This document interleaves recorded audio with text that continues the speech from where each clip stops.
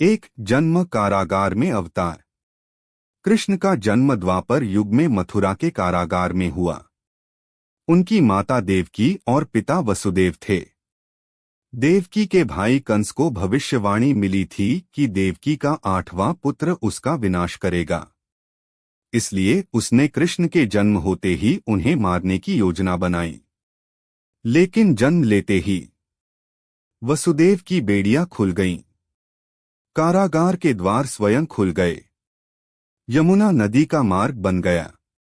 वसुदेव बालक कृष्ण को गोकुल में नंद यशोदा के घर ले गए और वहीं उनका लालन पालन हुआ। दो बचपन लीलाओं का अद्भुत संसार।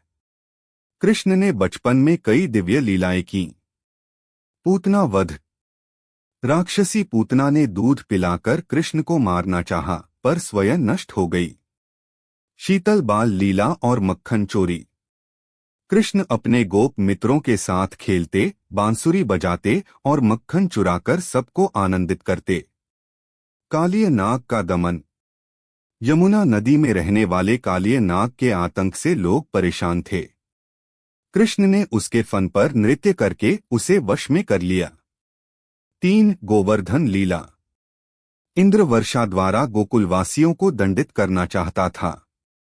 कृष्ण ने छोटे से अपनी उंगली पर गोवर्धन पर्वत उठाकर पूरे गांव को वर्षा से बचाया। इससे सभी को पता चला कि यह कोई साधारण बालक नहीं बल्कि परमात्मा स्वयं है। 4 राधा कृष्ण का दिव्य प्रेम।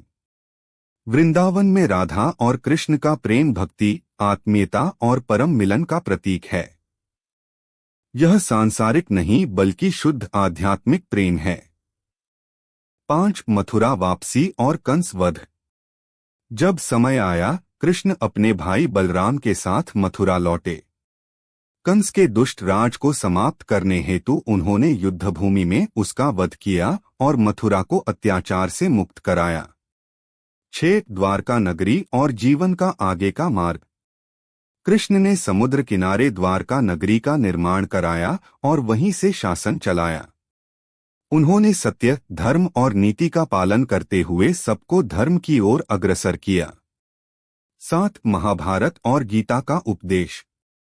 कृष्ण का सबसे महत्वपूर्ण कार्य था श्री भगवद गीता का उपदेश। कुरुक्षेत्र के युद्ध में अर्जुन को मोह, भ्रम और दुख से मुक्त करने के लिए उन्होंने जीवन का सार